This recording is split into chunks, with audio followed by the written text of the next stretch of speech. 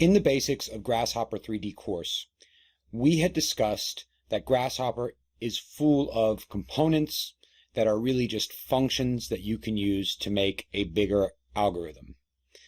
Those components all have a certain input, and given that input, a certain output. In between, there's some sort of processing algorithm that does its work.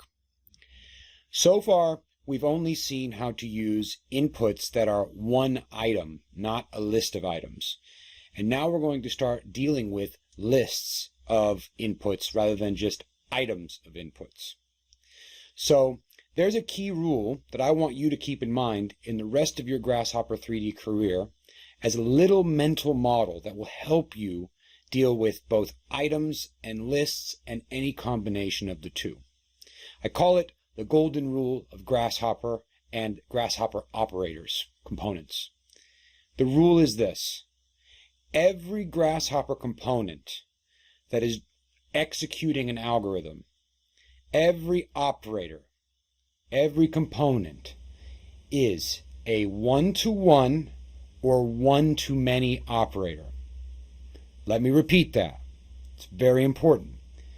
Any component in Grasshopper is an operator that either is an operator that goes one-to-one or one-to-many. Now, let me show you that diagrammatically, and then we're going to show you it in Grasshopper. So, we see here on this diagram that effectively we have this generic algorithm here that connects two of these types of curves together to make a house. A one-to-one example of an operator is shown on the left here. So that means that if I give it a list of 3 and another list of 3 for the two types of inputs, I will get out a list of 3, and effectively the algorithm will go from index 1 of the first input to index 1 of the second input, or whatever indices. But basically, the indices will be matched. So that's a one-to-one operator. We effectively feed into an algorithm with multiple inputs the same length, the same count of the lists that have been put in. Sometimes this isn't the case. Sometimes our inputs might be different in terms of the length of the list. And that's shown here on the right.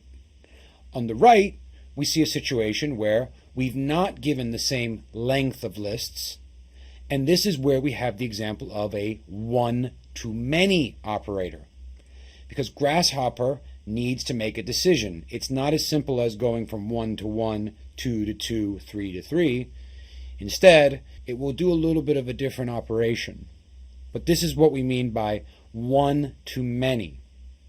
So every Grasshopper algorithm, no matter what it says, is going to be sitting there at its core and having to first make this decision.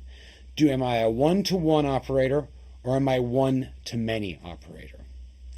So this isn't really on the label of every one of your components, but it's something that's happening on every single component. Let me show you now how that looks in Grasshopper with one of the most quintessential examples that you would see in any Grasshopper manual, because it's very visual. So if we come over here to Grasshopper, I'm going to create a component called series. Again, learning Grasshopper is not about just memorizing components, but the more we work in Grasshopper, the more we'll be exposed to components that will be able to help you learn. We talked in the basics course, construct is a word that makes something. We're going to construct a point. And if you're seeing now in red mode, we have constructed a whole bunch of points. This series component just creates for us a series of numbers. So that's all we need right now.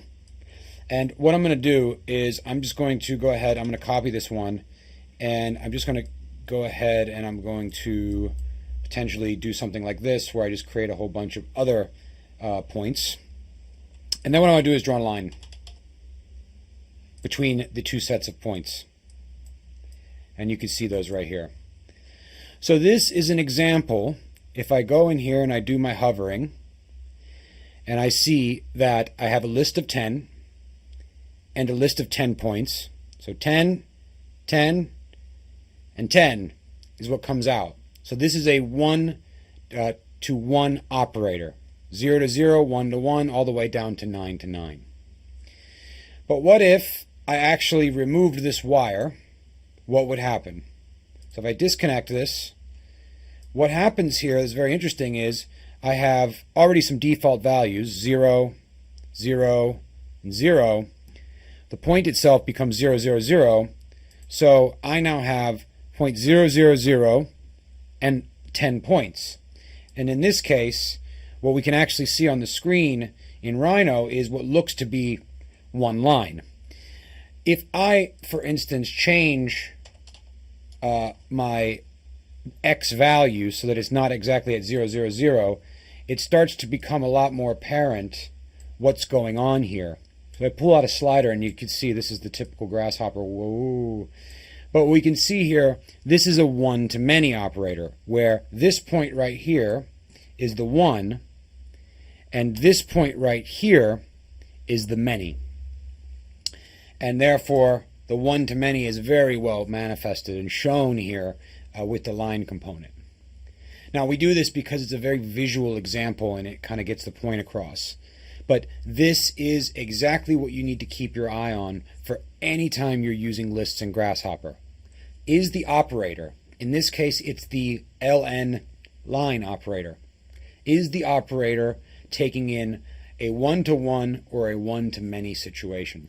And there are good reasons to do either one, but this is a really important learning item for you in this course, is that you always remember, when I pull out a Grasshopper component that's doing some sort of process or algorithm, it is, at its very fundamental core, treating its inputs as a one-to-one or a one-to-many operator.